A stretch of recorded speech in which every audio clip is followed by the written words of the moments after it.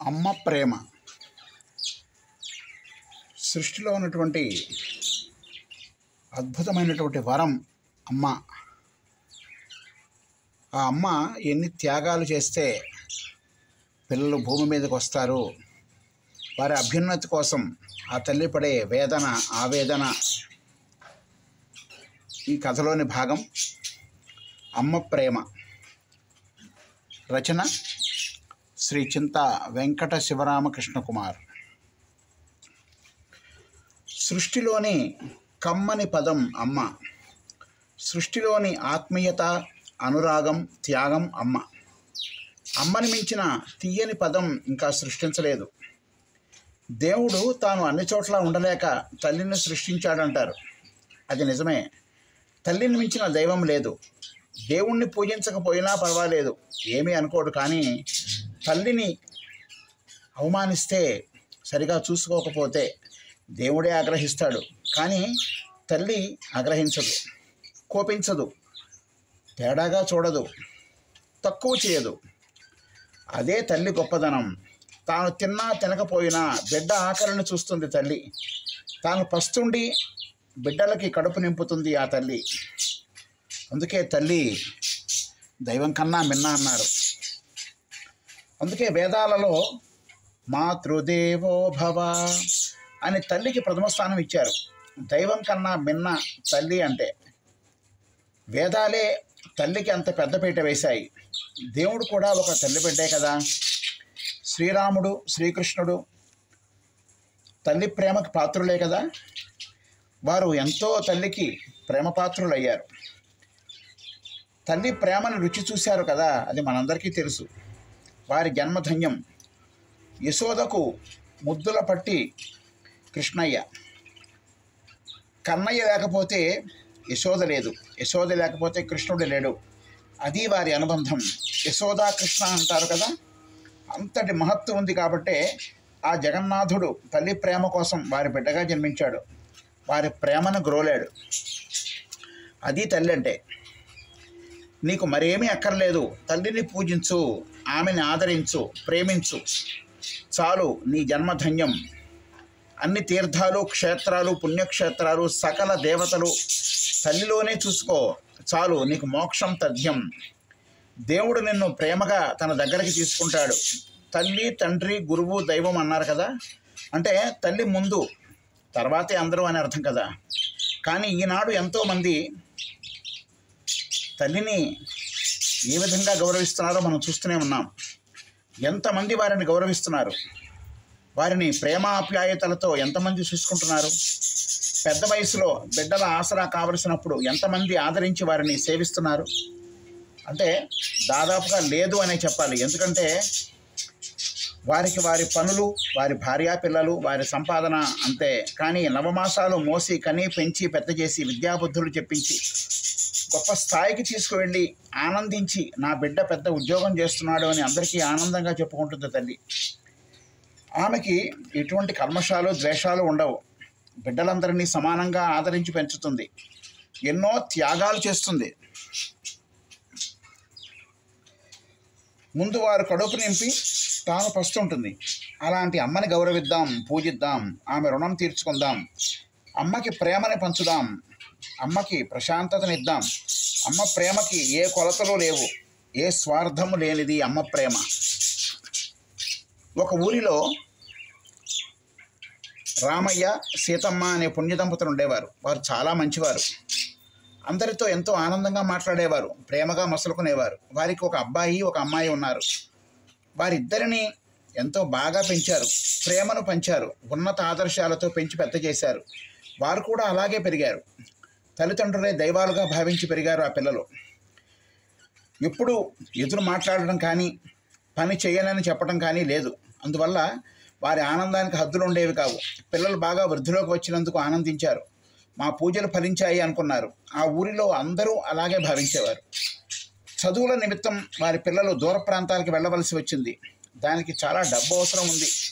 కానీ వారి దగ్గర సరిపడా డబ్బు లేదు. కానీ పిల్లల భవిష్యత్తు ముఖ్యమని తెలిసి వారు తెలిసిన వారి దగ్గర అప్పులు చేసి వారికి ఇచ్చి పంపారు. తల్లిదండ్రుల కష్టం తెలిసినవారు కదా, బాగా చదువుకున్నారు, చక్కగా ప్రథమ శ్రేణిలో ఉత్తీర్ణులయ్యారు, పెద్ద ఉద్యోగాలు సంపాదించారు. కానీ వారి తల్లిదండ్రులు చేసిన అప్పులు మాత్రం తీరలేదు. చాలా పెద్ద మొత్తంలో అప్పులు చేశారు. వాటికి వడ్డీలు కూడా బాగా పెరిగిపోయాయి. చాలా అయ్యింది. కానీ వారి బిడ్డలకి ఈ విషయం చెప్పలేదు. చెబితే ఎక్కడ కంగారు పడతారో అని ఈ విషయాన్ని దాచి ఉంచారు. కొన్ని సంవత్సరాలకి అప్పు భారీగా పెరిగి ఇల్లు కూడా అమ్మి అప్పు తీర్చవలసి వచ్చింది. వారు చిన్న ఇల్లు తీసుకొని అందులో ఉంటున్నారు. ఈ విషయాలు ఏమీ బిడ్డలకు తెలపకుండా రహస్యంగా ఉంచారు. వారి పిల్లలు ఫోన్లో మాట్లాడినప్పుడు చాలా ఆనందంగా మాట్లాడేవారు. ఏ సమస్యలు లేవనాన్న, మీరు బాగా ఉంటే చాలు అంటూ ప్రేమగా మాట్లాడేవారు. వారి తల్లిదండ్రులు అంటే పిల్లలు ఫోన్ చేసినప్పుడు ఎంతో ప్రేమ ఆప్యాయతలు పంచేవారు పిల్లలకి. వారి కష్టం ఎక్కడా తెలియనివ్వలేదు. మీరు బాగా ఉంటే చాలు నాన్న, మా గురించి మీరు ఆలోచించద్దు అని ఎప్పటికప్పుడు ఆ విషయాన్ని కప్పి ఉంచేవారు. కొన్ని సంవత్సరాలకి పిల్లలు తల్లిదండ్రులను చూడడానికి వారి వద్దకు వచ్చారు. వారి ఊరిలోకి రాగానే తమ ఇంటికి వెళ్ళబోతుంటే ఎవరో మధ్యలో ఆపి వారు ఇల్లు అమ్మవేశారని, మీ చదువులకు బాగా ఖర్చు అవడం వల్ల అప్పులు చేసి వడ్డీలు పెరిగి ఇల్లు అమ్మేశారని చెప్పగానే ఇద్దరు పిల్లలు ఎంతో బాధపడి ఎక్కడా అని వెతుకుతూ వెళ్ళగా ఎక్కడో ఒక మారుమూల ఒక చిన్న ఇల్లు తీసుకొని ఉంటున్నారు వారు. పిల్లల గుండె తరుక్కుపోయింది. పరిగెత్తుకుంటూ వెళ్ళి వాళ్ళ కాళ్ళ మీద పడి బోరున ఏడ్చేశారు. మా కోసం ఇంత త్యాగం చేశారు, మీకు ఏమిచ్చి రుణం తీర్చుకోగలం, ఇంతవరకు మాకు ఈ విషయం ఎందుకు చెప్పలేదు అన్నారు. ఎంతో దుఃఖించారు, బాధపడ్డారు. అదేమిట్రా, మీరు ఎంతో చక్కగా చదువుకుంటుంటే మీకు ఈ విషయాలన్నీ చెబితే మీ చదువు ఎలా సాగుతుంది చెప్పండి అని ఆ విషయాన్ని ఎంతో తెలివిగా కప్పిపుచ్చారు. మీ చదువుకి ఆటంకాలు లేకుండా ఉండాలనే మేము మీకు తెలియచేయలేదు నాయన. అయినా ఇప్పుడు ఏమైంది, మేము బాగానే ఉన్నాం కదా, మా ఇద్దరికి ఈ చిన్న ఇల్లు చాలు, ఆశకి అంతం ఎక్కడా, మీరు వృద్ధిలోకి వచ్చారు అంతే చాలు, మా కష్టం ఫలించింది. ఏ తల్లిదండ్రులకైనా బిడ్డల బాగే కదా కావలసినది, మీ బాగునే మేము కోరాం, మీరు దానికి తగినట్టుగానే వృద్ధిలోకి వచ్చారు, అంతకంటే ఆనందం ఏముంది నాయన, అంతకన్నా ఏం కావాలరా కన్నా అంటూ ప్రేమగా కౌగిలించుకున్నారు తల్లిదండ్రులు. వారి త్యాగానికి మైమరిచిపోయారు ఆ పిల్లలు. కళ్ళ వెంట ధారాపాతంగా నీరు కార్చారు, ఎక్కి ఏడ్చారు. ఇంకా చాలు, మీరు కష్టపడింది, మాతో వచ్చేయండి, మిమ్మల్ని పువ్వులో పెట్టి చూసుకుంటాము అన్నారు అబ్బాయి. వద్దులే నాన్న, మాకు ఈ ఊరిలో హాయిగా ఉంటుంది, చిన్నప్పటి నుంచి ఇక్కడే పుట్టి పెరిగాము, అందరూ ఇక్కడే ఉన్నారు, వీరందరినీ వదిలి ఎక్కడికి రాగలం, ఏ అవసరమైనా మేమున్నామంటూ పరిగెత్తుకుని వస్తూ ఉంటారు ఈ ఊరిలో, మన బంధువులు అందరూ ఉన్నారు కదా, మాకు ఇక్కడే ఆనందంగా ఉంటుంది, ఇక్కడి ప్రేమలు ఆప్యాయతలు ఎక్కడా దొరకవు అంటూ చెప్పుకొచ్చారు తల్లిదండ్రులు. కానీ అమ్మ, చిన్నప్పటి నుంచి చదువుల నిమిత్తం మీకు దూరంగానే ఉన్నాం కదా, ఇప్పుడైనా మీ చేతి వంట నీ చేతితోనే ప్రేమగా తిని ఎన్ని రోజులైంది, వాటిని ఇంకా మిస్ అవ్వలేమో అంటూ వారు చెప్పారు. వద్దని వీళ్ళు, కాదు రావాలని వాళ్ళు, చివరికి ఎట్టకేలకు సరేరా కన్నా పెడదాంలే, ముందు సిద్ధమై రండి, భోజనం చేద్దరు కానీ అంటూ తల్లి చెప్పగా అక్కడి నుంచి వెళ్ళారు. బిడ్డలకు ఇష్టమని వారికి ఇష్టమైనవన్నీ వండింది సీతమ్మ గారు. అమ్మ, ఎన్ని రోజులైంది ఇలాంటి చక్కని కమ్మని భోజనం తిని అంటూ ఆనందంగా మాట్లాడుకుంటూ తిన్నారు. కానీ చాలాసేపు పట్టింది. ఆ మాటలు ఈ మాటలు, చిన్నప్పటి జ్ఞాపకాలు, సరదాలు అన్నీ గుర్తు చేసుకున్నారు. తృప్తిగా భోజనం చేశారు. అందరూ హాయిగా పడుకున్నారు. తెల్లవారింది. అందరూ తొందరగా తయారవ్వండి, గుడికి వెడదామంది సీతమ్మ గారు. అలాగే అమ్మ అంటూ అందరూ కలిసి వారి ఊరిలోని శివాలయానికి వెడుతూ దారిలో అందరికీ వారి బిడ్డలను చూపించి పరిచయం చేస్తూ, నా కొడుకు కూతురు పట్టణంలో పెద్ద పెద్ద ఉద్యోగాలు చేస్తున్నారంటూ చెప్పుకుని మురిసిపోయింది ఆవిడ ఆనందానికి అవధులు లేవు. అందరూ ఆనందిస్తున్నారు. పోనీలే, మీ కష్టానికి ప్రతిఫలం దక్కిందమ్మా, హాయిగా వారితో వెళ్ళి ఇకనైనా సుఖపడండి అంటూ కొందరు సలహాలు ఇచ్చారు. అదే వాడు అంటున్నాడు, వెళుతున్నాం అంటూ గొప్పగా చెప్పుకుంది సీతమ్మ గారు. తల్లిదండ్రుల ఆనందాన్ని చూసి వారు కూడా చాలా ఆనందించారు. ఇన్నాళ్ళకి వారి కళ్ళలో ఆనందాన్ని చూస్తున్నాం అంటూ తృప్తి చెందారు. అందరూ గుడికి వెళ్ళి దర్శనం చేసుకొని తిరిగి వస్తూ పాత ఇంటిని ఒకసారి చూద్దామంటూ వెళ్ళారు. ఎందుకంటే చిన్నప్పుడు వారు అక్కడే పుట్టి పెరిగి ఆడుకున్న ఇల్లు కదా. ఒక్కసారిగా ఉద్వేగానికి గురైనారు అందరూ. కళ్ళ వెంట నీరు ధారలుగా కారుతోంది. ఎన్నో సంవత్సరాల అనుబంధం ఉన్న ఆ ఇంటిని చూడగానే దుఃఖాన్ని ఆపుకోలేకపోయారు అందరూ. తేరుకొని ఇల్లంతా కలిగి చూసుకొని తిరుగు ప్రయాణమయ్యారు. దారిలో ఎన్నో మాటలు, ఎన్నో జ్ఞాపకాలు, ఎన్నో కబుర్లు. అలా ఇంటికి చేరారు. 2 రోజులకి అందరూ పట్నం బయలుదేరారు. కానీ మనసులో రామయ్య సీతమ్మలకి బెంగ ఉంది. ఎందుకంటే పుట్టి పెరిగిన ఊరిని వదిలిపెడుతున్నాం, చాలా కష్టంగా ఉంది కదా, ఎన్నో ఏళ్ల అనుబంధం ఉన్న ఊరు, తెలిసిన వారు, స్నేహితులు, బంధువులు అందరూ ఇక్కడే ఉన్నారు. అందరినీ వదిలి వెళ్ళడం చాలా కష్టంగా ఉంది, కానీ తప్పదు. బిడ్డల కోసం, బిడ్డల కన్నా ఏది ఎక్కువ కాదు అనుకుంటూ పట్నం బయలుదేరి వెళ్ళిపోయారు. వెడుతూ అందరినీ కలిసి వెళ్ళి వస్తామంటూ కళ్ళ వెంట నీరు కార్చుతూ తుడుచుకుంటూ బయలుదేరారు. మరునాడు పట్నం చేరుకున్నారు. అక్కడ అంతా అయోమయం అనిపించింది. అందరూ చాలా వేగంగా కదులుతున్నారనిపించింది. చాలా హడావిడిగా బిజీగా ఉన్న వారందరినీ, ఆ రోడ్ల ట్రాఫిక్, ఆ జనాన్ని చూసి భార్యాభర్తలు ఇద్దరు కంగారు పడ్డారు. ఎందుకంటే వారు పెరిగిన ఊరు, వాతావరణం, ప్రశాంత జీవనం హాయిగా గడిచిపోయింది. కానీ ఇక్కడ ఉరుకుల పరుగుల జనాలు, వారి హడావిడి చూసి కొంచెం కంగారు పడ్డారు. వారి పిల్లలు సర్ది చెప్పారు. అమ్మా, నాన్న, మీకు ఇలాంటివి కొత్త కదా, కొన్ని రోజులు ఇలాగే ఉంటే మీకే అలవాటైపోతుంది. ఇంతే, మీరే అలవాటు చేసుకుంటారు, అలవాటు పడిపోతారు, హాయిగా ఉంటారు.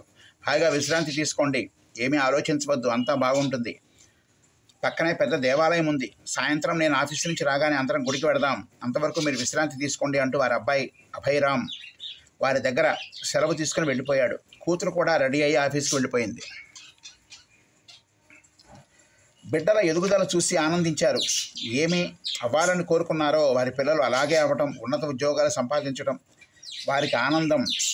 వారికి అంతకన్నా ఏం కావాలి చెప్పండి. ఇద్దరు భోజనాలు చేసి విశ్రాంతి తీసుకున్నారు. సాయంత్రం అభయరామ్ ఆఫీసు నుంచి ముందే వచ్చేశాడు. అందరూ బయలుదేరి దేవాలయానికి వెళ్ళారు. చాలా పెద్ద గుడి, అక్కడ అందరి దేవతల గుడులు ఉన్నాయి. ఒకసారి పెడితే అందరిని దర్శించుకోవచ్చు, అంత పెద్ద గుడి అది.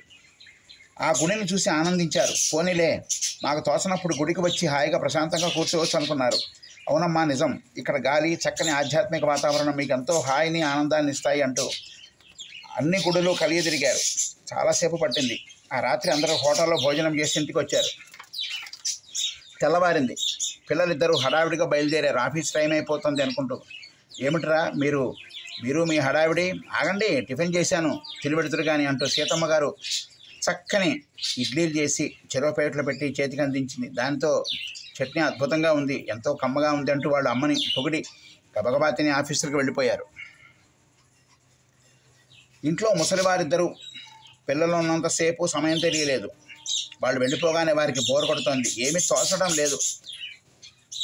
కొంతసేపు బాల్కనీలో కూర్చుని వచ్చేపోయే జనాన్ని చూశారు. ఇక లాభం లేదని ఇద్దరు అలా బయటకు వెళదాం, కాస్త నడిచినట్లు ఉంటుంది, కాలక్షేపం జరుగుతుంది అనుకుంటూ బయటికి బయలుదేరారు. వీధులన్నీ వాహనాలతో నిండి ఉన్నాయి.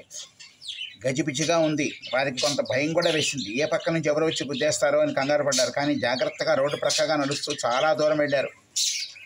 ఆకాశ హర్మ్యాలు, పెద్ద పెద్ద భవనాలు, పెద్ద షాపింగ్ మాల్స్, పెద్ద పెద్ద హోటళ్ళు, అక్కడ వాటి నిండా జనం, ఇవన్నీ వారికి కొత్తగా అనిపించింది. ఎందుకంటే ఎప్పుడూ వారి పట్నం వచ్చే అవసరం రాలేదు.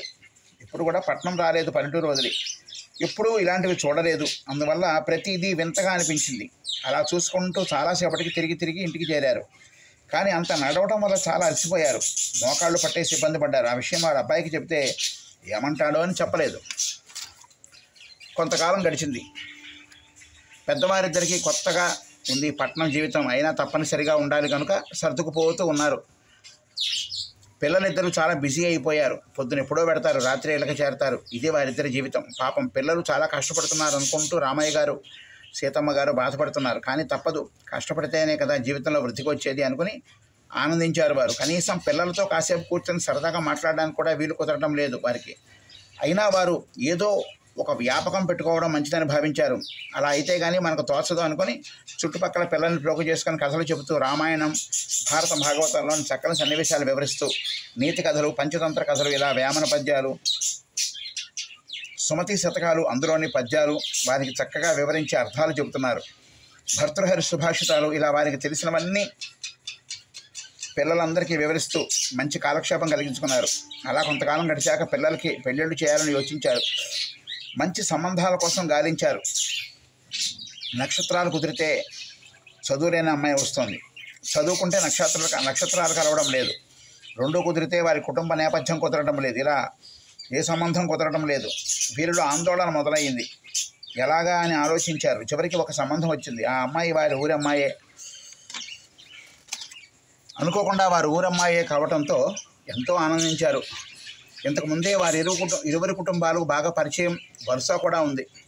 ఒకరి గురించి మరొకరికి తెలుసు, ఒకరి కుటుంబాల గురించి మరొకరికి తెలుసు కాబట్టి ఏ సమస్య లేదు. ఆ అమ్మాయి కూడా బాగా చదువుకుంది, బుద్ధిమంతురాలు, చిన్నప్పటి నుంచి తెలిసిన పిల్ల, మంచి పిల్ల. ఇరు కుటుంబాల వారు మాట్లాడుకుని సంబంధం కుదుర్చుకున్నారు. కట్నం తీసుకోకుండా పిల్లని తెచ్చుకున్నారు. మంచి కుటుంబం, పిల్ల మంచిది, ఇంకేం కావాలి అనుకున్నారు. పెళ్లి వైభవంగా చేశారు. అందరూ ఆనందించారు. రామయ్య గారు సీతమ్మ గారు ఊపిరి పీల్చుకున్నారు. అబ్బాయి పెళ్లి చేశారు. ఇక అమ్మాయి ఉంది, చిన్న వయసే కదా, అప్పుడే పెళ్లి వద్దనుకున్నారు. కోడలిని కాపురానికి తీసుకొచ్చారు. అత్తమామల్ని భర్తని చక్కగా చూసుకుంటోంది. వారిని కాలు కింద పెట్టనివ్వడం లేదు. కోడలను చూసి పెద్దవాళ్ళిద్దరూ ఎంతో మురిసిపోయారు. మంచి కోడలు వచ్చిందనుకున్నారు. అందరికీ గర్వంగా చెప్పుకున్నారు. ఆ అమ్మాయి తల్లిదండ్రులకు రోజు ఫోన్ చేసి మాట్లాడుకుంటూ ఉండేది. జరిగే విషయాలన్నీ పోసుకొచ్చినట్లు చెబుతూ ఉండేది. వారికి తోచిన సలహాలు చెబుతూ ఉండేవారు. వారి మాటలు విని వాటిలోని కొన్ని సలహాలు పాటిస్తూ ఉండేది ఆమె. కానీ అందరితో బాగానే ఉంటుంది. ఇంటి పని అంతా ఒకతే చేసుకుంటోంది. పెద్దవాళ్ళని కాలు కదపనివ్వడం లేదు. భర్త కోసం రకరకాల వంటలు చేసి సిద్ధం చేస్తోంది. అందరి ప్రశంసలు పొందుతోంది. వారి ఆనందానికి హద్దులు లేవు.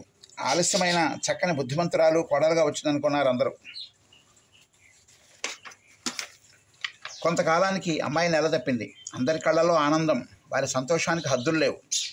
ఇలా నెల తప్పిందో లేదో అలా పేర్ల గురించి ఆలోచిస్తున్నారు. రకరకాల పేర్లు పరిశీలిస్తున్నారు. పెద్దల పేర్లతో కలిసి వచ్చే విధంగా పెట్టాలని రామయ్య సీతమ్మ గారి ఆలోచన. కాదు, ఈ కాలానికి తగినట్లుగా మంచి పేరు పెడదామని అమ్మాయి. ఇలా తర్జన భర్జన నెలలు నిండాయి. పుట్టింటి వారు అమ్మాయిని సారబెట్టి తీసుకెళ్లారు. బంగారం లాంటి అమ్మాయిని ప్రసవించింది. లక్ష్మీదేవి పుట్టిందనుకున్నారు. ఆ పాపకి మహాలక్ష్మి అని పేరు పెట్టారు. పేరుకు తగ్గట్లుగా ఆ పిల్ల బంగారు బొమ్మలాగా ఉంది. చక్కని కళ, అందమైన నవ్వుతో అందరినీ ఆకట్టుకుంటోంది. పాప పుట్టిన 4వ నెల అత్తవారింటికి వచ్చింది కోడలు. కొన్ని రోజులు బాగానే గడిచాయి. ఎందుకో తెలియదు, కోడల ప్రవర్తనలో చాలా మార్పు వచ్చింది. ఆమె మాటలు, చేతలు, చేష్టలు అన్నీ వింతగా మారిపోయాయి.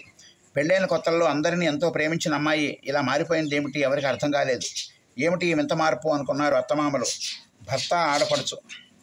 విషయం అడిగి తెలుసుకున్నారు. ఏమిటి వింత ప్రవర్తన, ప్రతిదానికి కోపగించుకుంటూ చిరాకు పడుతున్నావు ఎందుకు అని గట్టిగా అడిగేసరికి తన మనసులోని మాటను బయటపెట్టేసింది. మనం విడిగా వెళ్ళిపోవాలి. ఈ ముసలావిడ, ముసలాయన, పెళ్లిగాని పిల్ల వీరందరికీ కూర్చోబెట్టి చేయాల్సిన అవసరం నాకు లేదు. వారిని విడిగా వెళ్ళమని చెప్పండి. మనం విడిగా ఇల్లు తీసుకుని ఉందాం. మనకి ఒక పాప ఉంది. దాని భవిష్యత్తు కూడా నాకు ముఖ్యం కదా. ఉన్నదంతా వీరికే ఖర్చు పెడితే నాకు నా పిల్లకి ఏం మిగులుతుంది? మా భవిష్యత్తుకు మంచి దారి చూపించండి అంటూ తన ఆక్రోశం వెళ్ళగక్కింది. అంతటితో అందరూ ఆశ్చర్యపోయారు, బెత్తరపోయారు, కంగారు పడిపోయారు. ఆమె మాటలకు అందరూ ఆశ్చర్యపోయారు. ఒక్కసారిగా కుప్పకూలిపోయారు. ఆమె ప్రవర్తన, ఆమె మాటలు ఇంతకుముందు ఎప్పుడూ చూడలేదు, వినలేదు. ఎలా మారిపోయింది ఇంతగా అని బాధపడ్డారు వారందరూ. ఒకే ఊరి వారిని ఏ కట్నం తీసుకోకుండా చక్కగా పెళ్లి చేసుకుంటే ఈ అమ్మాయి పిల్లని కనగానే ఇలా మారిపోయింది ఏమిటి అని బాధపడ్డారు. ఆ అమ్మాయి తల్లిదండ్రులకు ఫోన్ చేసి మాట్లాడారు. ఏమిటి ఈ అమ్మాయి ప్రవర్తన? పెద్ద వయసులో మా పిల్లల మీద ఎంతో ఆశలు పెట్టుకుంటారు కదా తల్లిదండ్రులు. పిల్లల అవసరం ఉన్నప్పుడు ఇప్పుడే కదా ఉండేది. అనవసరంగా మీ అమ్మాయి లేనిపోని గొడవలు సృష్టిస్తోంది. మీ అమ్మాయి వేరు కాపురం పెట్టమంటోంది. ఇలా అనేసరికి అటువైపు నుంచి కూడా చాలా గట్టిగా కోపంగా మాట్లాడుతున్నారు అమ్మాయి తల్లిదండ్రులు. అవును, నిజమే కదా, ఉన్నదంతా ఖర్చు చేసుకుంటే వారి భవిష్యత్తు ఎలాగండి? అమ్మాయి పుట్టింది, దానికి చాలా ఖర్చులు ఉంటాయి కదా. మా అమ్మాయి చెప్పింది నిజమే కదా, దాంట్లో తప్పేముంది అని ఏవేవో మాట్లాడారు. ఇంకా కూడా ఏవో నిష్ఠూరాలాడారు. అవన్నీ వింటూ కళ్ళ వెంట నీరు కారుస్తూ ఫోన్ ఆఫ్ చేశారు. చాలా మదనపడ్డారు. తట్టుకోలేని బాధను అనుభవించారు. సందిగ్ధంలో పడ్డారు. ఏమి చేయాలి? మన భవిష్యత్తు ఏమిటి? హాయిగా మన ఊరు, మన బంధువుల మధ్యలో తిన్నా తినకపోయినా హాయిగా కాలం గడిచిపోయింది. మన వాడి మాటలు విని అనవసరంగా పట్టణం వచ్చి లేనిపోని సమస్యలు ఇరుక్కున్నాం అనుకుంటూ భార్యాభర్తలు ఇద్దరు ఎంతగానో కుమిలిపోయారు. వారి భవిష్యత్తు గురించి తీవ్రంగా కలత చెందారు. పిల్లల్ని ఎంతో గారాబంగా, అల్లారుముద్దుగా ఎన్నో త్యాగాలు చేసి ప్రాణానికి ప్రాణంగా వాళ్ళ మీదే అన్ని ఆశలు, ప్రాణాలు పెట్టుకొని జీవిస్తాం. పిల్లలు పెరిగి పెద్దవారై పెళ్ళిళ్ళు అయ్యాక వారికి తల్లిదండ్రుల అవసరం లేదా అనుకుంటూ ఊరు వదిలి వచ్చినందుకు వారిని వారే నిందించుకుంటూ భవిష్యత్తు కార్యాచరణ గురించి ఆలోచించారు. వాళ్ళ అబ్బాయికి మాత్రం అందరం కలిసి ఉండాలనే ఉంది. తల్లిదండ్రులంటే అతనికి చాలా ప్రేమ, గౌరవం. వారిని వదిలి ఉండలేడు. ఏం చేయాలో అతనికి కూడా అర్థం కావడం లేదు. ఒక పక్క భార్య చెవి కింద రొదబెడుతోంది. ఆమె అతని మాటలు అస్సలు వినడం లేదు. పాపం ఒక పక్క పెద్దవారైన తల్లిదండ్రులు. ఈ వయసులో వారికి తన అవసరం చాలా ఉంది. కిం కర్తవ్యం అనుకున్నాడు. అతని మనసు లేదు, బుర్ర ఏమీ పనిచేయటం లేదు. ఆఫీస్కి వెళుతున్నాడు కానీ అక్కడ పని సరిగా చేయలేకపోతున్నాడు. వర్క్ పెండింగ్లో ఉండిపోతోంది. ఆఫీసర్ చేత మాటలు పడుతున్నాడు. అనవసరంగా పాపం తల్లిదండ్రులను ఇబ్బంది పెట్టానా? హాయిగా సొంత ఊరిలో ప్రశాంతంగా ఉన్నవారిని నాతో తీసుకొచ్చి తప్పు చేశానా అని ప్రశ్న వేసుకున్నాడు. మథన పడిపోయాడు. ఏమీ తోచడం లేదు. స్నేహితులతో చర్చించాడు, తెలిసిన వారితో, పెద్దవారితో చర్చించాడు. అందరూ ఒక సలహా ఇచ్చారు. ఒకరికొకరికి పడనప్పుడు కలిసి ఉండటం కష్టం, విరుద్ధాలు రాకూడదు, వచ్చిందంటే అది ఎన్నో ఇబ్బందులకు దారితీస్తుంది నాయన అని సలహాలు ఇచ్చారు. తల్లిదండ్రులు లేని వాళ్ళు ఎంతోమంది ప్రపంచంలో ఉన్నారు. నాకు ఉండి కూడా నా భార్య వల్ల, వాళ్ళ చెప్పుడు మాటల వల్ల, ఆమె ప్రవర్తన, ఆమె తీరుతెన్నులు, పట్టుదల, మొండితనం, అసహనం, ఈర్ష్యల వల్ల నాకు ఈనాడు నా తల్లిదండ్రులకు ఇబ్బందులు కలుగుతున్నాయి అని కన్నీళ్లు పెట్టుకుని భార్యతో రోజు తగాదా పడలేక ఇంకా ఏమి చేసేది లేక ఒకరోజు వారిద్దరిని తీసుకుని దేవాలయానికి వెళ్ళి అక్కడ ఉన్న విషయం అంతా చెప్పి, మీకు ఏ ఇబ్బంది రాకుండా నేను చూసుకుంటాను, నా ఖర్చులతో వేరొక ఇల్లు తీసుకొని మిమ్మల్ని అక్కడ ఉంచుతాను, మీకు రోజు ఈ ఎత్తి పొడుపు మాటలు గొడవలు లేకుండా ప్రశాంతంగా ఉంటారు. ఇప్పుడు ఈ వయసులో మీకు కావాల్సింది అదే కదా, రోజు నేను వస్తాను, పొద్దున సాయంత్రం వచ్చి అన్నీ చూసుకుంటాను. నా భార్య రాక్షసి, దానికి ఏమైందో తెలియడం లేదు, వాళ్ళ చెప్పుడు మాటలు విని ఈ స్థితికి దిగజారిపోయింది. మిమ్మల్ని మాతోనే ఉంచుకుంటే ఆమె తల్లిదండ్రులు వచ్చి ఇక్కడే తిష్టవేస్తారట, అది ఇంకా ఇబ్బంది కదా, అందుకని నన్ను క్షమించండి, తప్పుగా అనుకోవద్దు, మీరు ప్రశాంతంగా వేరే ఇంట్లో ఉండండి, మీకు హాయిగా ఉంటుంది, నాకు ఇంట్లో రోజు గొడవలు లేకుండా ఉంటాయని వారి పాదాల మీద పడి క్షమాపణ వేడుకున్నాడు. అంతటితో వారి మనసు కరిగిపోయింది. నా బిడ్డ ఇంత కష్టపడుతున్నాడా, ఇంత ఇబ్బంది పడుతున్నాడా అని భావించి, తప్పకుండా నాన్న, నువ్వేమీ బాధపడకు, నిన్ను ఎంతో గారాబంగా పెంచుకున్నాను, నువ్వు బాధపడితే చూడలేము అంటూ ఆ పెద్ద వృద్ధ దంపతులు ఇద్దరూ పెద్ద నిట్టూర్పు విడిచి, ఏం చేద్దాం, పిల్లల్ని కనగలం కానీ వారి తలరాతను కనలేం కదా అనుకుంటూ అందరూ ఇంటికి వెళ్ళిపోయారు. అప్పటికే అతని భార్య కారాలు మిరియాలు నూరుతోంది, పళ్ళు కొరుకుతోంది, నానా బీభత్సం చేస్తోంది ఇంట్లో. ఆమె తీరు రోజు చూసి వాళ్ళకి అలవాటైపోయింది. ఇదేమి కొత్త కాదు కదా. కానీ అందరికీ భోజనాలు వడ్డించు అనగానే కోపంగా వంటింట్లోకి వెళ్ళి అక్కడి సామాన్లన్నీ కింద పడేస్తూ అరుస్తూ నిష్ఠూరాలాడుతూ, పని చేసేది ఒక్కరు, తినేది 10 మంది అంటూ నోరు జారి మాట్లాడుతోంది. అప్పుడు అతనికి కోపం వచ్చి కోపంగా వంటింట్లోకి వెళ్ళి ఆమెని కొట్టబోయాడు. కానీ తమాయించుకొని, నువ్వు అసలు మనిషివా లేక పశువా, నువ్వు చాలా మంచిదాని అనుకుని ఒక ఊరు వారమని పెళ్లికి ఒప్పుకుంటే ఇంత నీచంగా ప్రవర్తిస్తావా, చీ అంటూ బయటకు వెళ్ళిపోయాడు. అతను అలా వెళ్ళిపోగానే, చూశారా ఇప్పుడు మీకు ఆనందంగా ఉందా, మీ వల్లనే కదా మా ఇద్దరికి గొడవలు, ఇంత జరుగుతున్నా మీరు ఇంకా ఇక్కడే ఉండడానికి సిగ్గులేదా అంటూ చాలా నీచంగా దుర్భాషలాడి వారికి మనస్తాపం కలిగించింది. ఒక్కసారిగా వారిద్దరూ మనసు రంపపు కోతకు గురి అయ్యారు. తక్షణం బట్టలు సర్దుకొని ఇద్దరు వారి ఊరికి వెళ్ళిపోయారు. ఊరంతా తిరిగి వారి అబ్బాయి రాత్రి ఇంటికి చేరేసరికి ఇల్లంతా నిశ్శబ్దంగా ఉంది. ఏదో కీడు శంకించాడు, ఏదో జరిగి ఉంటుందనుకున్నాడు. అమ్మా నాన్న అంటూ అరుస్తూ ఇల్లంతా తిరుగుతున్నాడు. ఎక్కడా వారి మాట వినపడలేదు. భార్య దగ్గరికి వెళ్ళి, ఏం జరిగింది, మా అమ్మా నాన్న ఎక్కడా అని అడిగాడు. ఏమో నాకేం తెలుసు, ఏదో ఒక మాట అనేసరికి పెద్ద పౌరుషంగా బట్టలు సర్దుకుని వెళ్ళిపోయారు అంటూ నిదానంగా ఏమీ తెలియని నంగరాశిలాగా చెప్పింది. ఒక్కసారిగా ఆవేశం కట్టలు తెంచుకుంది అతనికి. ఎంత పని చేశావే రాక్షసి అంటూ బయటికి వెళ్ళిపోయాడు. అయ్యో పాపం, పెద్దవాళ్ళు, ఊరు కూడా సరిగ్గా తెలియదు, ఇంత పెద్ద ఊరిలో వాళ్ళు ఎక్కడికి వెళ్ళారో, ఏమయ్యారు, ఎలా వెతకాలి అనుకుంటూ చాలా కంగారు పడిపోతూ తెలిసిన వారందరినీ అడుగుతున్నాడు. వాళ్ళు మాకు తెలియదు అంటూ సమాధానం చెబుతున్నారు. బస్టాండ్కి వెళ్ళి అంతా వెతికాడు, రైల్వే స్టేషన్కి వెళ్ళి అంతా వెతికాడు. కానీ పోనీ ఏమైనా గుడిలో ఉంటారా అనుకుని అన్ని గుడిలో వాకప్ చేశాడు, అక్కడా లేరు. ఒక్కసారిగా పెద్దగా ఏడుస్తూ అక్కడే కూలబడిపోయాడు. ఏమి చేయాలో అతనికి తోచలేదు. ఈ పాపం నాదే, హాయిగా ఉన్నవాళ్ళని తెచ్చి ఇబ్బంది పెట్టాను అంటూ ఏడుస్తున్నాడు. ఈలోగా తెలిసిన వాళ్ళు పరుగున వచ్చి ఏం జరిగింది అంటూ కంగారు పడ్డారు. జరిగిన కథంతా వాళ్ళకి చెప్పాడు. అందరూ బాధపడ్డారు. మీ భార్య ఇంత ఇబ్బందులు పెడుతోందా, చాలా మంచిదానిలాగా నటించింది కదా అంటూ ఆశ్చర్యపోయారు. సరే అందరం తలా దిక్కుకు వెళ్ళి వెతుకుదాం అంటూ అందరూ అతన్ని ఓదార్చి ధైర్యం చెప్పి తలా పక్కకు వెళ్ళారు. పాపం చాలాసేపు వెతికారు, కానీ వాళ్ళ జాడలేదు. ఇక విసిగిపోయారు. ఈ రాత్రికి వెళ్ళిపోయి రేపు ఉదయం చూద్దామంటూ అందరూ వెళ్ళిపోయారు. పాపం అతను మాత్రం అమాయకంగా చూస్తూ ఈ పాపం నాదే కదా అనుకుంటూ కూర్చుండిపోయాడు. అలసిపోయి అక్కడే నిద్రపోయాడు. ఆ రాత్రి ఇంటికి కూడా వెళ్ళలేదు. కానీ అతని భార్యకి మాత్రం ఏ కంగారు లేకుండా, భర్త ఇంటికి రాకపోతే ఎవరినైనా అడగాలి, వాకపు చేయాలి, కానీ ఏమీ లేదు, హాయిగా భోజనం చేసి పడుకుంది. ఇంటికి రాకుండా ఎక్కడికి పోతాడో అనుకుంటూ ప్రశాంతంగా నిద్రపోయింది. తెల్లవారింది. మరలా వెతకడం ప్రారంభించారు. ఎక్కడా జాడలేదు. ఏమైనా అఘాయిత్యం చేసుకున్నారా అనుకుని రైలు పట్టాల మీద, కాలువల దగ్గర ఇలా చాలా చోట్ల వెతికారు, కానీ ఎక్కడా వారి జాడలేదు. అలా 4 రోజులు గడిచిపోయాయి, కానీ వారి జాడ ఎక్కడా లేదు. ఏం చేయాలి, అంతా అయోమయం. ఒకసారి అనుకోకుండా అతని పాత స్నేహితుడు కనబడ్డాడు. ఏదో మాట్లాడుకుంటూ ఒకరోజు రాత్రి ఇద్దరు పెద్దవాళ్ళు భార్యాభర్తలు రా పాపం రాత్రిపూట రోడ్డు మీద నడుస్తూ పొరపాటున నా కారు కింద పడబోయారు. చాలా అదృష్టం, వారికి ఏమీ కాలేదు. వారిని మీరు ఎవరు, ఈ రాత్రి వేళ ఎక్కడికి పెడుతున్నారు అని అడిగితే, మేము అనాథరం బాబు, మాకు ఎవరూ లేరు అంటూ బోరును ఏడు చేశారు. నా మనసు కరిగిపోయింది. మా అమ్మా నాన్న చాలా సంవత్సరాల క్రితం చనిపోయారు. వారిని చూడగానే నా తల్లిదండ్రులాగా అనుకుని వారిని మా ఇంటికి తీసుకొని వెళ్ళాను. వాళ్ళని మా ఇంట్లో ఉంచుకున్నాను. వాళ్ళ కళ్ళలో ఆనందం చూశాను. నేను మీ బిడ్డనే అనుకోమన్నాను. అలాగే భావించారు. నా ఇంట్లో ప్రశాంతంగా ఉన్నారు. కానీ పాపం వాళ్ళు ఏదో చాలా బాధపడుతున్నారు. బయటికి చెప్పడం లేదు. నేను కూడా వారిని ఏమీ అడగదలుచుకోలేదు. వాళ్ళని అడిగి వాళ్ళ మనసు బాధ పెట్టదలుచుకోలేదు. వాళ్ళ గతం నాకు అనవసరం. నాకు చక్కని తల్లిదండ్రులు దొరికారు, అంతే చాలు అంటూ ఎంతో ఆనందంగా చెప్పాడు. నేను ఎంత దురదృష్టవంతుడిని, తల్లిదండ్రులు ఉండి కూడా వారిని సరిగా చూసుకోలేని అసమర్థుడిని అనుకుని వాళ్ళ పేర్లు ఏమైనా చెప్పారా అని అడిగాడు. ఆతృతగా ఏదో రామయ్య సీతమ్మయ్య అని చెప్పారు. కానీ వారి పేర్లతో నాకేం పని, వారిని చూస్తే నా మనసు ఎంతో సంతోషంగా ఉంది అంటూ చెప్పాడు.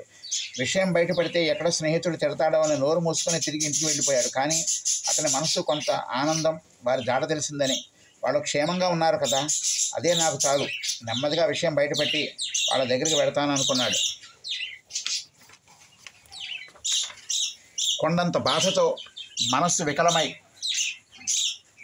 ఎప్పటికో ఇంటికి చేరాడు. అంత ఆలస్యంగా ఇంటికి వచ్చిన భర్తను కనీసం ఎందుకు ఆలస్యంగా వచ్చారని కానీ, వారి జాడ ఏమైనా తెలిసిందా అని కానీ అడగలేదు. ఏమైనా తిన్నారా అని కూడా అడగకుండా లోపలికి వెళ్ళి నిద్రపోయింది. భార్య యొక్క నీచమైన మనస్సు, ఆమె దుష్ప్రవర్తన, అహంకారం, పొగరు చూసి పాపం అతను చాలా బాధపడ్డాడు. మౌనంగా ఏడ్చాడు. దైవం కన్నా మిన్నైన తల్లిదండ్రులను కాపాడలేని అసమర్థుడనయ్యానని కుమిలిపోయాడు. తనను తాను నిందించుకున్నాడు. తల్లిదండ్రులను ఎలా కలవాలి, ఏ ముఖం పెట్టుకుని వారిని పలకరించాలి, నా స్నేహితుడికి ఏమని చెప్పాలి, ఈ విషయం తెలిస్తే నా పరువు ఏం కావాలి, ఎన్నో ఏళ్ల సంబంధం, ఎన్నో ఏళ్ల స్నేహం చెడిపోతుంది. ఈ విషయం అందరికీ తెలిస్తే నేను బ్రతికున్నా చచ్చినట్లే అనుకుని ఏం చేయాలని దీర్ఘాలోచనలో పడ్డాడు. అలాగే కూర్చుండిపోయాడు. ఇచ్చే తెల్లవారిపోయింది. గబగబా లేచి మొహం కడుక్కొని గబగబా స్నానం చేసి టిఫిన్ కూడా తినకుండా హడావిడిగా బయటకు వెళ్ళిపోయాడు. కనీసం అతని భార్య టిఫిన్ తినమని కూడా అనలేదు. అంతలా చెడగొట్టారు ఆమె తరపువారు. ఆమెని పూర్తిగా విషపూరితం చేసేశారు. చక్కని పచ్చని కాపురాన్ని ముక్కలు చేసేశారు. సంతోషం కూడా లేకుండా చేశారు. ప్రేమ ఆప్యాయతలను త్రుంచేశారు. ఆ మాయలో పడి ఆమె భర్తని, అత్తమామలని చిత్రవధ చేస్తోంది. ఆమె మాటలతో, చేతలతో, ఆమె నీచమైన ప్రవర్తనతో ఒక్కసారిగా మహావృక్షం లాంటి సంసారం కుప్పకూలిపోయింది. ఎప్పటికీ కోలుకుంటుందో ఎవరికీ తెలియదు. అసలు కోలుకుంటుందో లేదో కూడా అనుమానమే. హాయిగా కలిసిమెలిసి ఉండాల్సిన వాళ్ళు ఎవరి దారిన వాళ్ళు వెళ్ళిపోయారు. విధి వారి మీద బలంగా కాటేసింది. కోలుకోలేని దెబ్బతీసింది. సంసారాన్ని చిన్నాభిన్నం చేసింది. విధి ముందు ఎవరైనా తలవంచాల్సిందే కదా, అదే జరుగుతోంది. హడావిడిగా బయటకు వెళ్ళిన అతను వేగంగా బండి మీద పెడుతున్నాడు. మనసు నిండా ఎన్నో ఆలోచనలు. మనసు ఎక్కడో ఉంది. రోడ్డు మీద ట్రాఫిక్ను కూడా చూసుకోకుండా వేగంగా బండి నడుపుతున్నాడు. ఎదురు వస్తున్న వాహనాలను గమనించకుండా బండి నడుపుతున్నాడు. 2 సార్లు వేరే వాళ్ళ బండను కొద్దుపోయాడు. చిరుటిలో తప్పించుకున్నాడు. అయినా అతని వైఖరి మారడం లేదు. అలాగే వెళ్ళిపోతున్నాడు. అతనికి జీవితం మీద ఆశపోయింది. కోటి ఆలోచనలు మెదడును తొలిచేస్తున్నాయి. బాహ్య ప్రపంచాన్ని పండించుకోవడం లేదు. వేరే ధ్యాసలో ఉన్నాడు. ఇంతలో పెద్ద ప్రమాదం. ఒక లారీ ఎదురుగా వచ్చి అతని బండిని గుద్దేసింది. అంతే, అతను తన బండికి చాలా దూరంగా ఎగిరిపడ్డాడు. బండి తునాతునకలయ్యింది. అతనికి చాలా తీవ్రంగా గాయాలయ్యాయి. అతను చాలా ప్రమాదకర పరిస్థితుల్లో ఉన్నాడు. కొన ఊపిరితో కొట్టుమిట్టాడుతున్నాడు. అందరూ గుమిగూడారు. అంబులెన్స్కి ఫోన్ చేశారు. హడావిడిగా ఆసుపత్రికి తరలించారు. రక్తం చాలా పోయింది. దాదాపు అతను చావుకి దగ్గరగా వెళ్ళిపోయాడు. ఇప్పుడో మరుక్షణమో అన్నట్లుగా ఉన్నాడు. అతని భార్యకి, స్నేహితులకి ఫోన్లు చేశారు ఆసుపత్రి వారు. వారందరూ ఒక్కసారిగా ఉలిక్కిపడి ఏడుస్తూ ఆసుపత్రికి చేరారు. అతని స్థితి చాలా ప్రమాదకర పరిస్థితుల్లో ఉన్నది అని తెలుసుకున్నారు. ఒక్కసారిగా కుప్పకూలిపోయారు. ఎలాగైనా అతని ప్రాణాలు కాపాడాలి అని డాక్టర్ గారిని ప్రాధేయపడ్డారు. ఎంత ఖర్చైనా సరే భరిస్తామని, అతని ప్రాణం చాలా విలువైందని, అతను వారికి ఎంతో అవసరమని, చాలా ప్రాణమని డాక్టర్ కాళ్ళు పట్టుకున్నారు. ఓకే, నా ప్రయత్నం నేను చేస్తాను అని డాక్టర్ ఐసీయూలోకి వెళ్ళిపోయారు. 72 గంటలు గడిస్తే కానీ ఏ విషయం చెప్పలేము. చాలా బలంగా రోడ్డు దెబ్బలు తగిలాయి. బ్రెయిన్ డెడ్ అయింది. మరో ప్రక్క మూత్రపిండాలు నలిగిపోయాయి. శ్వాస ఆడటం కష్టంగా ఉంది. అతను ఇప్పుడు జీవోత్సవం, దాదాపు చనిపోయినట్లుగా కనిపిస్తున్నాడు. పూర్తిగా కోమాలో ఉన్నాడు. ఆశలు చాలా తక్కువగా ఉన్నాయి. అయినా అందరికీ అతను బ్రతకాలని కోరుకుంటున్నారు. అందరూ దేవుళ్ళకి దండాలు పెడుతున్నారు, పూజలు చేస్తున్నారు. చాలా ఆందోళన ఉన్నారు. ఏ క్షణం ఏ వార్త వినాలో అని భయపడుతున్నారు. అంతా మౌనంగా దీనంగా రోధిస్తున్నారు. పాపం అతని తల్లిదండ్రులు ఎక్కడో ఉన్నారు, వారికి విషయం ఏమీ తెలియదు. ఇలా పరాయి వారి దగ్గర ఉండటం వారికి చాలా బాధగా ఉంది. కానీ తప్పని పరిస్థితుల్లో కాలం గడుపుతున్నారు. వాళ్ళ పరిస్థితి కూడా ఏమీ బాగాలేదు. వాళ్ళ అబ్బాయి స్నేహితుడి ఇంట్లోనే కాలం గడుపుతున్నారు. ఆ రోజు అతను ఇంటికి రాలేదు. ఎందుకు రాలేదు అని ఆందోళన చెందారు. భోజనం కూడా చేయలేదు అని ఆలోచిస్తున్నారు. ఆ రోజు గడిచిపోయింది, అతను ఇంటికి రాలేదు. పాపం వారికి విషయం అర్థం కాలేదు. ప్రక్క రోజు అతను ఇంటికి వచ్చాడు. ఏమైంది నాయన, నిన్నంతా ఇంటికి రాలేదు, మేము ఎంతో ఆందోళన చెందాం అని బాధపడ్డారు ఆ వృద్ధ దంపతులు. అప్పుడు విషయమంతా చెప్పుకొచ్చాడు అతను. నా ప్రాణ స్నేహితుడు చాలా పెద్ద యాక్సిడెంట్ అయింది, ప్రాణాపాయ స్థితిలో ఉన్నాడు, ఐసీయూలో ఉన్నాడు, డాక్టర్స్ కూడా కష్టమని చెప్పేశారు అంటూ బోరున ఏడ్చేశాడు. అతని ఏడుపులో వారిలో ఏదో తెలియని ఆందోళన, ఏదో కీడు శంకిస్తోంది. మనసులో ఏదో ఆందోళన. ఎవరు బాబు అతను, అంత పెద్ద సమస్య అంటూ కోలబడిపోయారు. ఇంతకీ ఎవరు అతను, మమ్మల్ని ఆసుపత్రికి తీసుకువెళ్తావా అంటూ ఎందుకో వారిద్దరూ అతన్ని ఒత్తిడి చేశారు. మనం ఆసుపత్రికి వెళ్ళినా లోపలికి అనుమతించరండి, మీరు చూస్తే తట్టుకోలేరండి అంటూ వారించాడు. అయినా కూడా వారు మాట వినలేదు, బలవంతం చేశారు. నిజానికి యాక్సిడెంట్ జరిగింది ఎవరికో వారికి తెలియదు, కానీ ఎందుకో తెలియదు వారిలో ఏదో తెలియని ఆందోళన, తన వారికే ఏదో జరిగినట్లుగా భావన. ఇది చాలా ఆశ్చర్యం. అతను కూడా చాలా ఆశ్చర్యపోయాడు. చివరికి సరే సాయంత్రం వెళదాం, ఏమీ ఆందోళన పడకండి అంటూ వారిద్దరిని శాంతపరిచాడు. రక్త సంబంధం అంటే ఇదే కదా, తన బిడ్డకి ప్రమాదం జరిగింది, ఆ విషయం ఎవరు చెప్పలేదు, వారికి తెలియదు. కానీ పేగుబంధం కదిలింది, తల్లికి ఆ సూచన కనపడింది. ఇదే కదా దైవలీల. సాయంత్రం వరకు ఎలాగో ఓర్పుగా ఉన్నారు. సాయంత్రం కాగానే నాయన ఆసుపత్రికి తీసుకుని వెళ్తామన్నావు కదా అని ప్రాధేయపడ్డారు. మళ్ళీ ఆశ్చర్యం పోవడం అతను వంతయింది. సరే రెడీ అవ్వండి, 10 నిమిషాల్లో బయలుదేరదామని అందరూ సిద్ధమయ్యారు. కారులో బయలుదేరారు. వృద్ధుల మనసులో ఆందోళన కొనసాగిపోతూ ఉంది, ఏం జరుగుతుందో అని. ఇంకా ఎంత దూరం ఉంది బాబు ఆసుపత్రి అంటూ పదే పదే అడుగుతున్నారు వారిద్దరూ. అతనికి ఆశ్చర్యం, అనుమానం రెండూ కలుగుతున్నాయి. వచ్చేసామమ్మా అంటూ ఆసుపత్రి ముందు కారు ఆపి, దిగండి ఆసుపత్రి వచ్చింది, మీరు ఇక్కడే ఉండండి, నేను కారు పార్క్ చేసి వస్తాను అంటూ వెళ్ళిపోయి 2 నిమిషాల్లో తిరిగి వచ్చి పదండి అంటూ ముగ్గురు లోపలికి వెళ్ళారు. ఆ పెద్దవారు ఇద్దరి ఆందోళన రెట్టింపైంది. ఎక్కడ బాబు అబ్బాయి, మాకు చూపిస్తావా అంటూ గొంతులో వణుకుతూ అడిగారు. పదండి, అతను ఐసీయూలో ఉన్నాడు, లోపలికి ఎవరిని అనుమతించరు కాబట్టి బయట నుంచి అద్దంలోంచి లోపలికి చూడాలి అంటూ ముగ్గురు వెళ్ళి అద్దంలోంచి తొంగి చూస్తున్నారు. అతని ఒంటి నిండా కట్లు కట్టి ఉన్నాయి, కోమాలో ఉన్నాడు, గుర్తుపట్టలేనంతగా ఉంది అతని పరిస్థితి. పాపం ఆ వృద్ధుల కళ్ళల్లో నీళ్లు నిండిపోయి ఉన్నాయి, వారికి ఏమీ కనిపించడం లేదు. ఎంత కళ్ళు తుడుచుకున్నా సరే అది మసగ్గానే ఉంది తప్ప ఏమీ కనిపించట్లేదు. కానీ వారి మనసు కుదిరిపడింది, ఎందుకో తెలియదు, వారి ఆందోళన కొనసాగుతోంది. ఎవరు బాబు అతను, పాపం చాలా ప్రమాదకర పరిస్థితిలో ఉన్నాడు, వారి తరపు వారు ఎవరు రాలేదా ఏమిటి, కనీసం ఎవరు లేరా అంటూ ఎన్నో ప్రశ్నలు అనుమానాలు వ్యక్తం చేశారు. ఉన్నారండి, భార్య పిల్లలు ఉన్నారు, తల్లిదండ్రులు కూడా ఉన్నారు, కానీ వారి వివరం నాకు తెలియదు అంటూ వారి ప్రశ్నలకు సమాధానం ఇచ్చాడు. అలాగా పాపం, ఏ తల్లి కనబెడ్డాడో పాపం, చావుతో పోరాడుతున్నాడు అంటూ కుర్చీలో కోలబడిపోయారు. నిట్టూరుస్తూ దిగాలుగా చూస్తూ పాపం ఆ పెద్ద దంపతులు. కొంతసేపు కూర్చొని ముగ్గురు బయలుదేరారు, ఇంటికి చేరారు. వారిద్దరి మనసులో ఆసుపత్రిలోని అబ్బాయి మీదే ఉంది అదే ఆలోచన. ఆ రాత్రి వారికి సరిగా నిద్ర కూడా పట్టలేదు, అతి కష్టం మీద పడుకున్నారు. నిద్రలో కూడా అదే ఆలోచన, అతన్నే కలవరిస్తున్నారు. ఇంతలో అతను పరిగెత్తుకుంటూ వచ్చి, ఏమైంది, ఎందుకు ఏడుస్తున్నారు, ఎందుకు అంతలా ఆలోచిస్తున్నారు, ఏమిటి కలవరిస్తున్నారు అంటూ అరిచాడు. ఆ అరుపుతో నిశ్శబ్దంగా పడుకున్నారు ఇద్దరు. పాపం రోజులు గడుస్తున్నాయి, అతనిలో మార్పు రావడం లేదు, ఇంకా కోమాలోనే ఉన్నాడు. స్నేహితులు భార్య డాక్టర్ దగ్గరికి వెళ్ళి, ఏమిటి సార్ ఇన్ని రోజులైనా స్పృహలోకి రావడం లేదు, ఏ మార్పు లేదు, ఏ కదలిక లేదు, ఏమిటి ఇది, నిజంగా అతను బ్రతికే ఉన్నాడా అని గట్టిగా ప్రశ్నించేటప్పటికి డాక్టర్, నాకు అదే అర్థం కావడం లేదు, అతను ఏదో తీవ్రమైన ఆలోచనలో ఉండి యాక్సిడెంట్ జరగడం వల్ల అతని మెదడు బాగా ఒత్తిడికి లోనైంది, దాని మీద ప్రభావం ఎక్కువ పడింది, మెదడు స్పందించడం లేదు. అంతకుముందు ఏం జరిగింది, ఏదైనా తీవ్రమైన ఒత్తిడి ఆందోళనకి గురి అయ్యాడా, ఏదైనా జరగరానిది జరిగిందా, ఏదైనా చూడకూడదు చూశాడా, లేక వినకూడదు విన్నాడా అంటూ డాక్టర్ అడిగాడు. అప్పుడు అతని భార్య స్పందించింది, అవును సార్, ఆ పాపం నాదే, అతని తల్లిదండ్రులను ఇంటి నుంచి బలవంతంగా బయటికి పంపివేశాను, చాలా బాధలు పెట్టాను, అన్నం కూడా పెట్టకుండా కడుపు మార్చాను, ఇంట్లో తగాదాలు సృష్టించాను, మా వాళ్ళు మాటలు విని తప్పుగా అర్థం చేసుకొని దేవత లాంటి అత్తను, దేవుడు లాంటి మామయ్యను అనరాని మాటలు అని తిట్టి హింసించి వాళ్ళ అబ్బాయి నుంచి దూరం చేశాను, చేతిలో ఉన్న కంచం కూడా లాక్కుని బయటకు గెంటి వేశాను, తప్పంతా నాదే, మాకు ఈరోజు ఈ గతి పట్టడానికి కారణం నేనే, నన్ను శిక్షించండి. పాపం వారు ఎక్కడికి వెళ్ళారో ఏమయ్యారో కూడా నాకు తెలియదు, వారికి ఊరు తెలియదు, తెలిసిన వారు ఎవరు లేరు, అసలు ఉన్నారో లేరో, ఏమైనా ఏం చేస్తున్నారో ఏమైపోయారో, ఏమైనా చేసుకున్నారేమో తెలియదు అంటూ పెద్దగా ఏడుస్తూ కింద పడిపోయింది. ఈ మాటలు వినగానే అతని స్నేహితుడికి స్ఫురణ వచ్చింది. అవును, ఖచ్చితంగా ఆ పెద్దవాళ్ళిద్దరూ వీరి తల్లిదండ్రులే. ఆ రోజు వాడు ఎంతో ఆందోళన చెందడం నేను చూశాను, నాకు గుర్తుకు వస్తున్నాయి.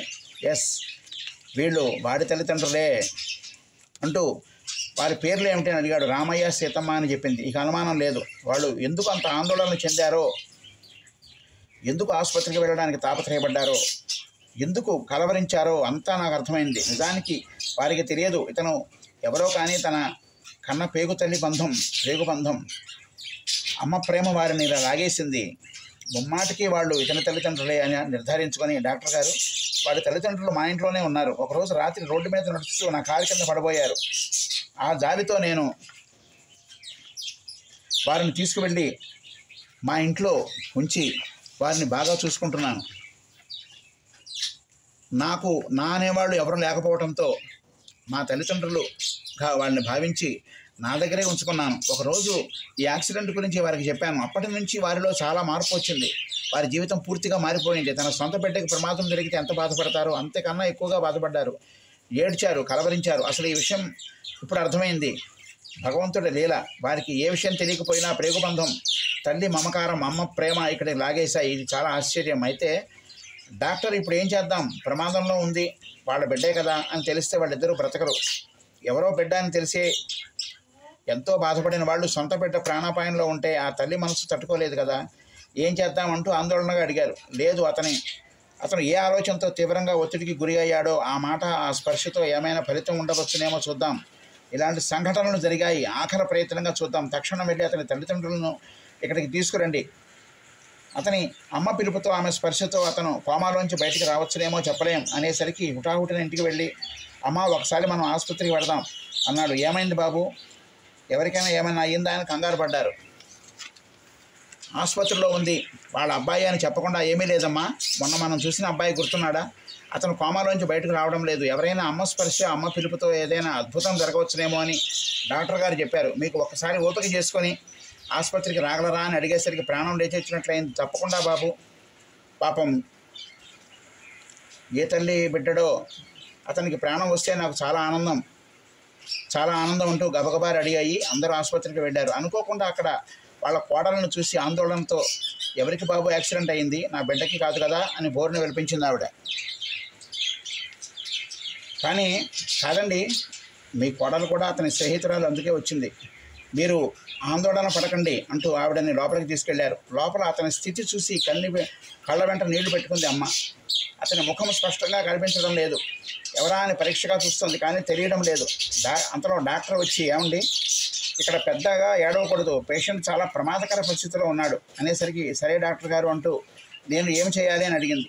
ఏమి లేదమ్మా, ఒకసారి దగ్గరగా నిల్చుని బాబు అని పిలవండి, అతని తల మీద చేతితో నిమురుతూ పిలవండి అన్నాడు. ఆవిడ పాపం అతని దగ్గరగా నిల్చుని బాబు లేనాయన అంటూ అమ్మను వచ్చాను అంటూ తల నిమురుతోంది. అంతే. అలా పదే బాబు లేనాయన, అమ్మను వచ్చాను అంటూ అనేసరికి కాలు వేళ్ళు కొంచెం కదిలాయి. అందరూ ఆశ్చర్యపోయారు. మెడికల్ చరిత్రలో కోమాలో ఉన్న ఒక పేషెంటు ఒక తల్లి పిలుపుతో, ఆమె స్పర్శతో కదలడం చరిత్రలోనే తొలిసారి. అందరి కళ్ళల్లో ఆనందం, ఆశ్చర్యంతో ఆనంద భాష్పాలు గార్చారు. డాక్టర్ కూడా చాలా ఆశ్చర్యపోయాడు.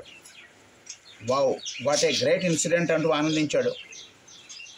వేళ్ళు కదిలినాయి కానీ అతనికి కళ్ళు తెరవడం లేదు, శరీరం కదలడం లేదు. కాబట్టి పూర్తిగా రిజల్ట్ రాలేదు. కావున అమ్మ రోజు వచ్చి ఈ విధంగా పిలుస్తూ స్పర్శనిస్తే గుణం కనపడవచ్చు అని అందరూ భావించారు.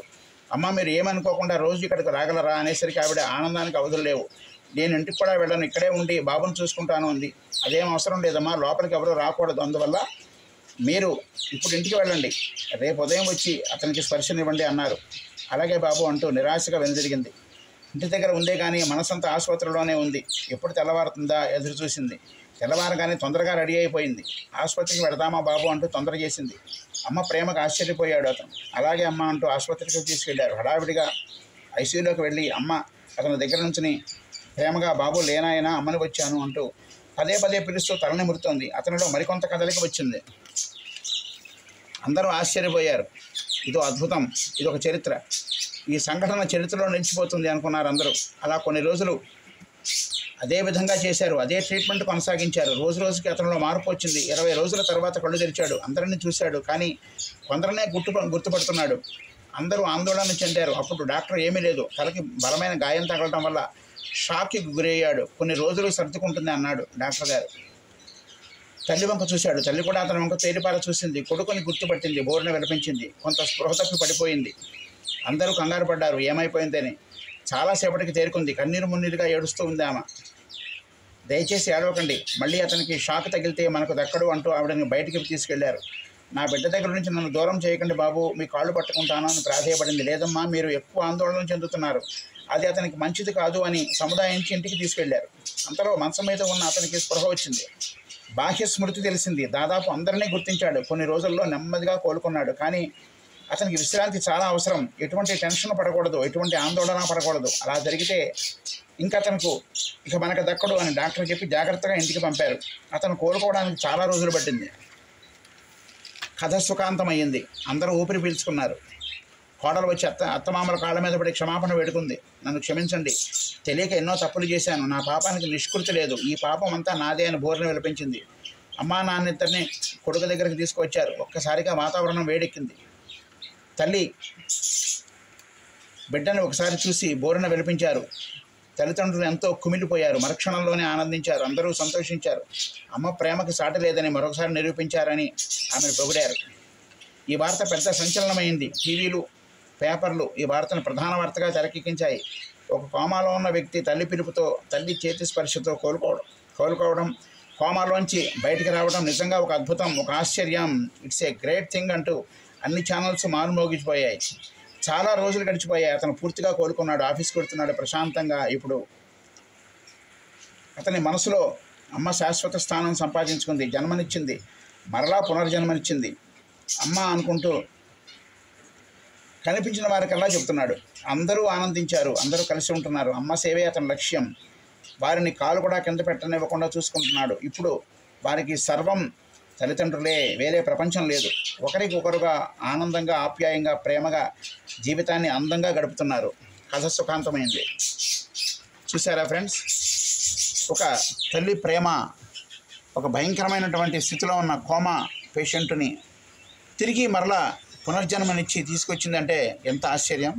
ఇలాంటివి మనం రోజు టీవీల్లో, పేపర్లో వింటూనే ఉంటాం.